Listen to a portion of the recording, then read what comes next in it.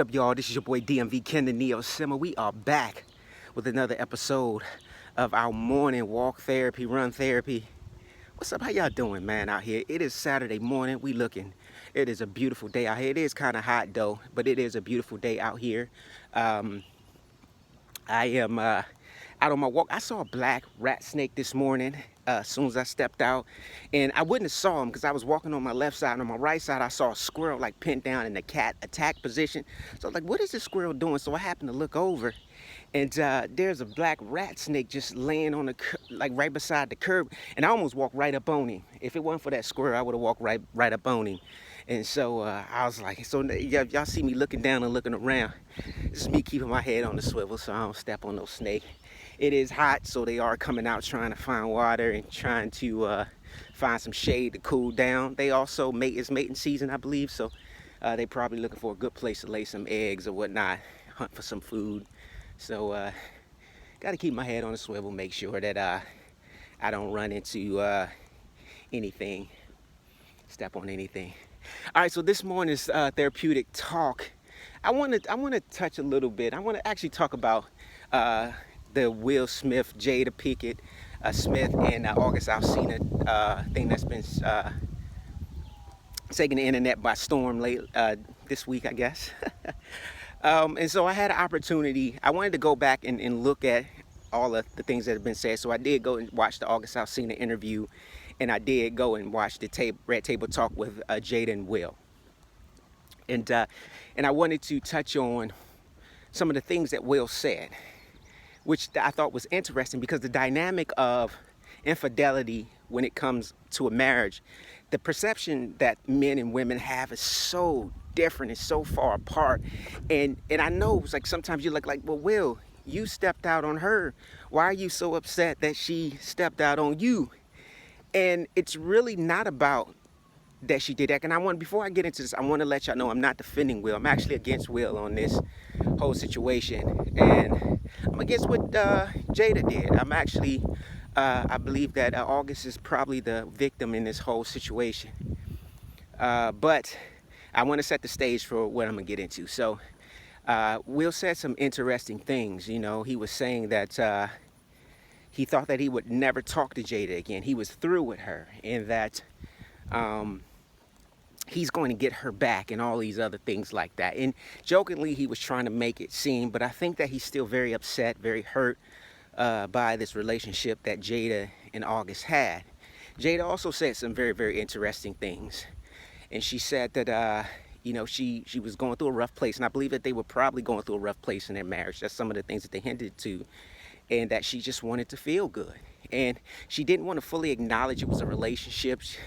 She said she got intertwined or something like that. But you know, it was a relationship that she had with this young man. And that's another thing. I'll touch on it a little bit later. But so Will is upset, right? And why is Will upset? Because even when Will said, I'm gonna get you back, she said, well, you've done enough of that. We're probably good there.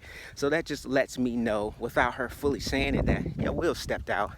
Maybe stepped out more times than she did, or twice or much, or however. Anyway, but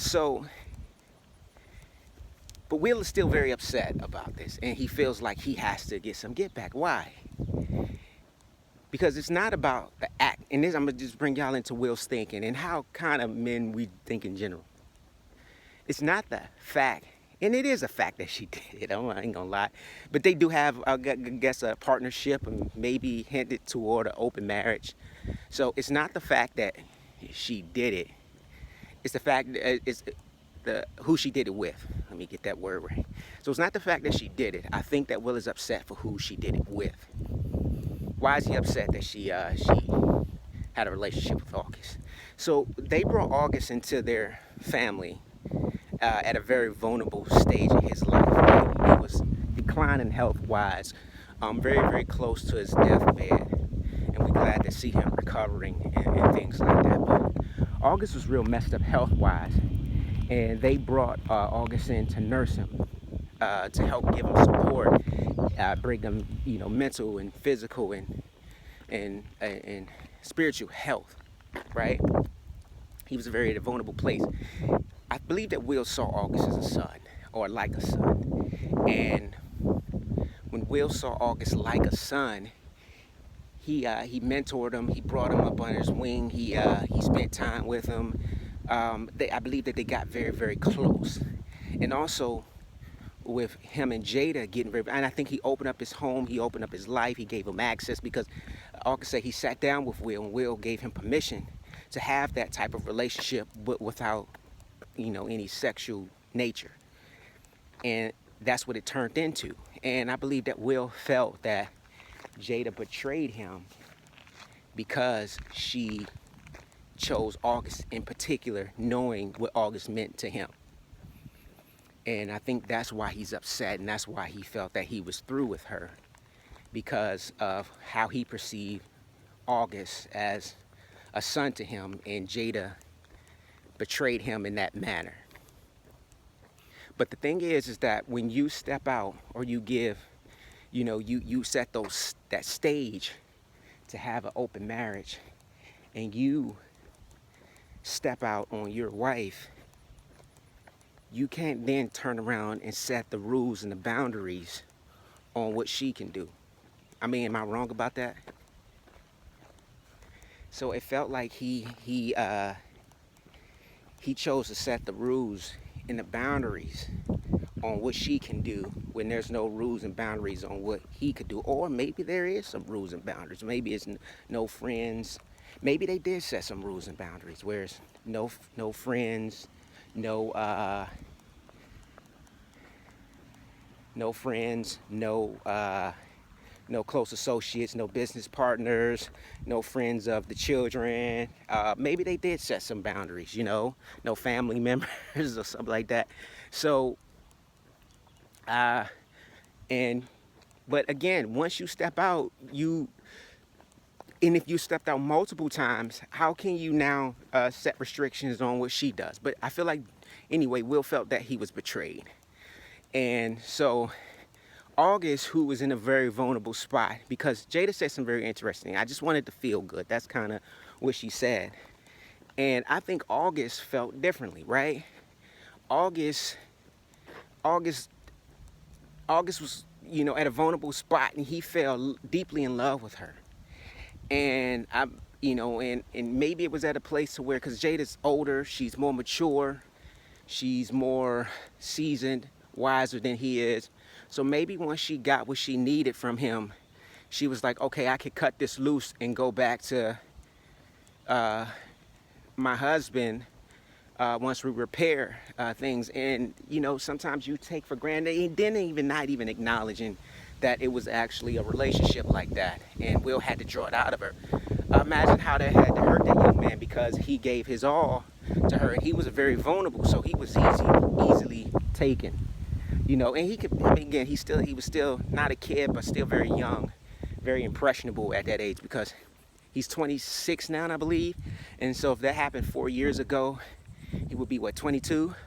So very, very young, very, very impressionable, and gave himself to her.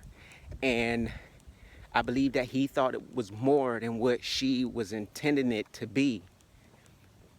And, there you have it. And so my thoughts is that, if it, and this goes for my guys, bro. Like, if you choose to have an open marriage, if you choose to see other people, if you choose to do your thing and separate, bro, you don't get to set boundaries on your lady, or on your ex-lady, or on the person that you're dogging. Dog, you don't get to do that, man. You know what I'm saying? They say hell has no fury like a woman scorned, because believe you me, I say this all the time. Every woman, it doesn't matter who she is, every woman in this world got at least 3 men secretly that will drop everything, that'll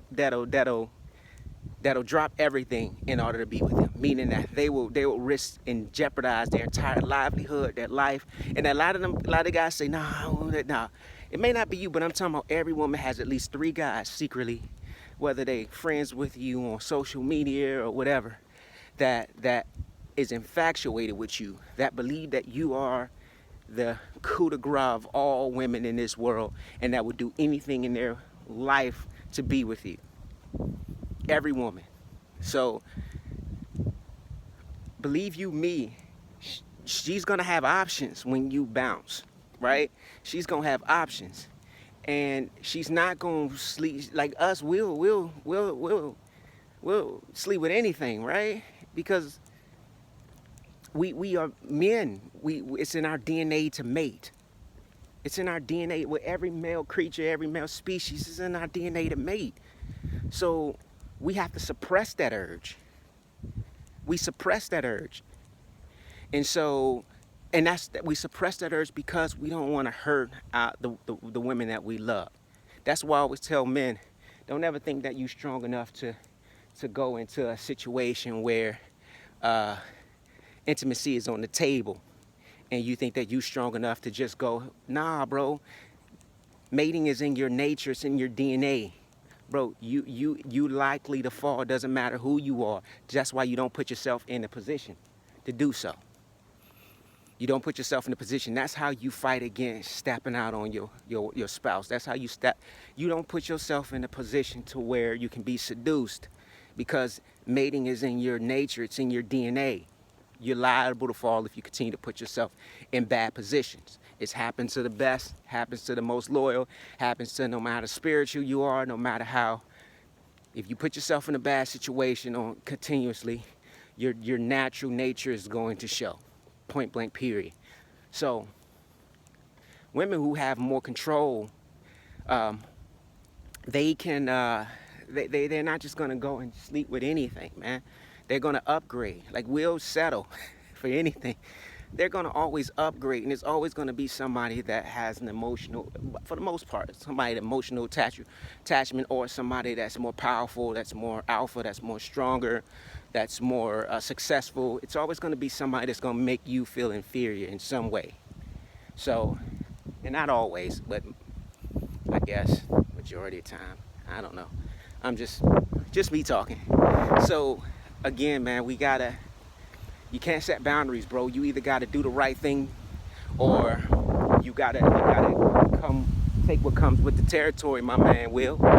You either gotta do the right thing, or you gotta take what comes to the territory, even if that's at the cost of betrayal, man. So that's my take on it, man. I feel like if you do her dirty, you can't set boundaries on what she do to you, and then get mad about it and talk about I'm through with you, or make her to be the main culprit or the main person. Nah, bro, like, you're not the victim in this situation, man. The victim in this situation is Alsina, a young impressionable young man who believed that you guys had an open marriage, that believed that he had the green light to go into a relationship, fell in love with this woman who wasn't probably looking for the same things, who was in so many ways, I mean, based on what she would say, using him for an emotional boost. And then when she got what she needed, bounced on him and left him out there in the cold, man. And then because you saw it as betrayal, which he thought that you gave him the blessing to do so, you probably cut all ties with him. And now this young man that he thought that you guys loved him, and end up being seduced, now he's cut out in the cold and left out there, and he's like, I thought I wasn't doing the wrong thing, and now here I am being punished. You guys brought him in.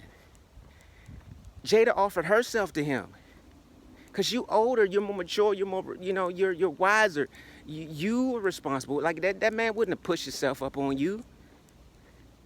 So believe you me, Jada had full control of that whole situation. And for y'all to do it, man, I felt like, dang, bro, that was tough, man. I empathize for that young man, bro. And so I think that the right thing would do is be to repair that. I mean, again, I know he won't be the same again because there was relations there, but I feel like, man, that dude suffered more than y'all suffered because y'all were going through a bad place in y'all marriage, and y'all threw him in the middle of something, and then at the end of the day, y'all are repairing and trying to become good, and that man is left out in the cold with a broken heart, missed opportunities, a smeared reputation. And at first I was saying, well, man, why is he talking about this? Why is he telling this? And then when you listen to his side of the story about how his name and his reputation is being smeared, and you guys are just allowing that to happen to protect yours, that ain't right, man. Like to not even acknowledge that it was a relationship, to try to undermine it and say it was like less than, like, that's cold, man. That's cold, bro. That's cold, man.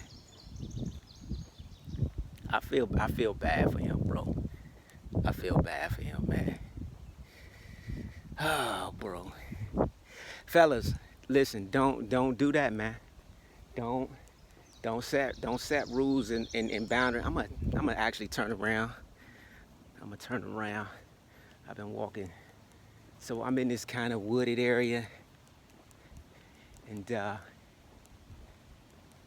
gonna turn around because I'm actually starting to get attacked by a few. Well, not actually attacked by a few bugs, but they're flying all around my head and bouncing off me and stuff. I sprayed myself with if you can see my arms like real glistening right now, because I sprayed myself with off the sports resistant kind, so it doesn't, affect you when you start sweating or what have you.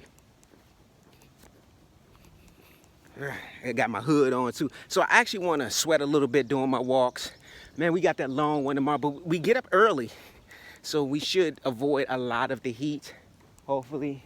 I'm gonna probably shoot for 13 tomorrow, man. I'm feeling good. I've been working out, well, doing 2-a-days, I feel like, pretty much all week, putting in some long mileage.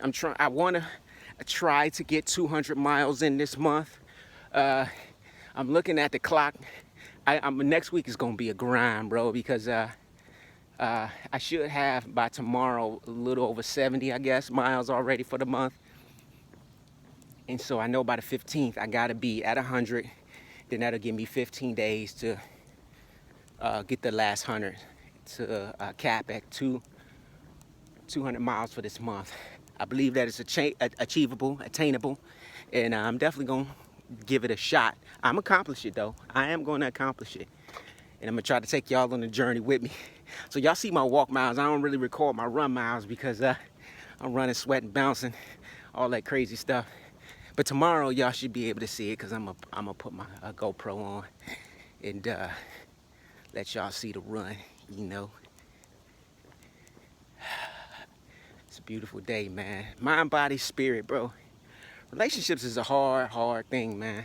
It's not easy because when you get the marriage, you go through that honeymoon phase. I mean, I always say that first year is love and hate, because you got to understand, you got two people. You got two people coming from two different backgrounds, raised two different ways, with two different beliefs, two different ways as they feel about situations, two different egos, two different emotions, two different triggers. You got them coming into one household. And I always say, when you stand at that altar, for the most part, you're still in the infatuation stage, right? So you have it, like, when you in that courting stage, when you see your girl, unless y'all been living with each other for a long time and y'all been, because there's some people that's been together for 10 years as just relationship dating and boyfriend and girlfriend steady, but didn't get married and just decided, okay, year number 10, let's go ahead and tie the knot. This is not for y'all. This is for, we've been dating for a year, 2 years or less. We haven't lived together, or if we did live together, it was for a short period of time, maybe a year or so. And But but it's like that, or for people who would never live together, just dated, and to say, hey, I want to marry you. Like most of the time you see her and you see him, y'all gonna be in y'all best, bro. This is pre bad days. This is pre fighting. This is pre children. This is pre weight gain. This is pre everything. Right now you young, you're in the best shape of your lives, you're happy, you hopefully got money because it's just you, you you don't have a whole lot of responsibilities and all that good stuff, and you're just dating, you're just happy. And that first year you move in together, and you're making love all over the place. It's the greatest love making you've ever had in your life. It's just passionate, but you also fight like cats and dogs because you're trying to combine two way of lives into one household. So those are the years where y'all had those arguments where when you get mad, you want to go sleep on the couch, you want to go sleep in another room. Y'all don't talk to each other for a day or two. Excuse me, waiting on the other to apologize or what have you. Those are the good, bad days, but also those are the easiest times to also step out because you don't have anything invested, right? You don't have any children, you don't have any savings built together, you don't have any career moves that you've made together. So they say the hardest years of marriage are the first two and the last two, right? So you don't have those things, and so it's love and hate that first year. But as you move on to year 4, 5, 6, 7 through I would say year 4 to 10, you start building a household together. You have children together, you have savings, and you're building financial security together. You probably purchase your first house or whatever, your first vehicles. You start to meet each other's families and build those relationships with each other solidly.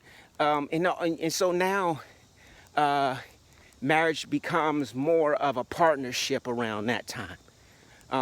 Because the first 4 years is just filling out years. It's just a filling out years, bro. Like you start to build your partnership 5 to 10 years. That's when it establishes, because now the relationship is just big beyond you two. It's now with your families, it's with your friends, it's with your careers. Everything starts to partner together.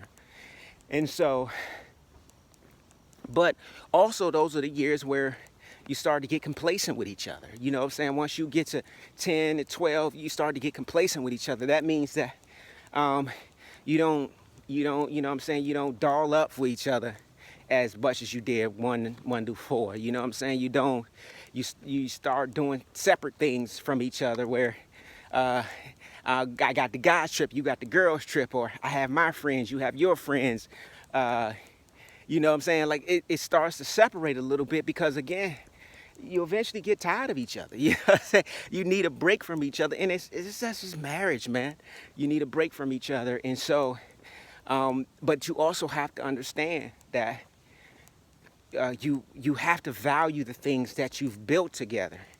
And that's where that love comes in. Like, it's like we have children together, we have a life that we've built together, and it took years to get here. Why ruin that? Why destroy that for a night of lust that will mean nothing? You know what I'm saying? Like, that's why you don't put yourself in bad positions. You don't put yourself in bad circumstances, because you can spend a lifetime building something and then destroy it in a matter of minutes, bro. And that's the truth. And that goes for men and women. Don't put yourself in bad positions. Don't put yourself in bad situations. And you know when you're in a bad situation. You can acknowledge when you're in a bad situation, but you flirt with it, because we like flirting with danger. We like flirting with danger and testing the waters and going right to the edge of the cliff and then seeing if we can pull ourselves back. But you never know when you might tumble over. So the best thing to do is, hey, there's a cliff there, I'm not going over there. You know what I'm saying? Or that's why I don't go to the bar, I don't window shop, bro. Like if I see something I like, it's like, all right, if I can't afford that right now, if it's not best for me to have right now, then I don't need to look at it. I don't need to keep looking at it, right? Because if you keep looking at it, if you keep flirting with it, then you're going to sacrifice something else in order to get it. And you might end up sacrificing something that's going to benefit you in the long run. As you see people, like it's like pawning. You know, like people go because they want to get, like they either they want to gamble or they want, you know what I'm saying, they want to get something so bad, they go and pawn jewelry and you know, stuff that has so much value, bro. And you get it for, you sell it for pennies on the dollar. You sell it for pennies on the dollar, and it's worth, you know, like you look back and it's worth so much more later on in life. But you sold it because you wanted something so bad. You just, bro, it's not the way to do it, man. All right, man, I'm about to go ahead and finish up this walk, man. I'm gonna speed up my pace a little bit. I just wanted to talk to y'all this morning about boundaries, man. Like, bro, just don't do it. Don't do it. Don't step out your marriage, bro. Don't open it up. Again, that's just my opinion. I can't tell you what to do with your marriage. I can't judge you on nothing you do. I'm just saying, bro, like, if you do it, if you decide, and that's your choice. Even though that ain't what I believe. If that's your choice to do something like that, then you have to take what comes with it. Everything that comes with it. All the heartache, all the disloyal, all the betrayal, all the distrust, all the low down dirtiness that come with that. If you decide to step out or open up your marriage, you gotta be prepared, man, mentally, psychologically, to deal with what comes with that, no matter what. If you can't deal with it, then don't have an open marriage. Straight up. This is your boy DMV Ken, the Neo Simmer. Appreciate you. Subscribe, like, comment, do all that wonderful stuff, because when you do good for others, karma comes right back around and do good for you. Appreciate y'all. Hey, check out the game. We in The Last of Us 2. We on part 10. I just dropping that part 10, man. That part 10 gonna be fire, bro. Man, this game is long too. Who knows when we gonna get done? I don't know. All right. Hey, it's your boy The Simmer. I'm out.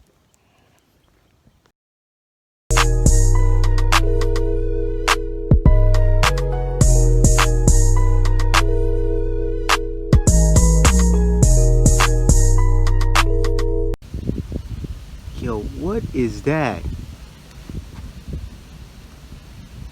I ain't never seen such a thing.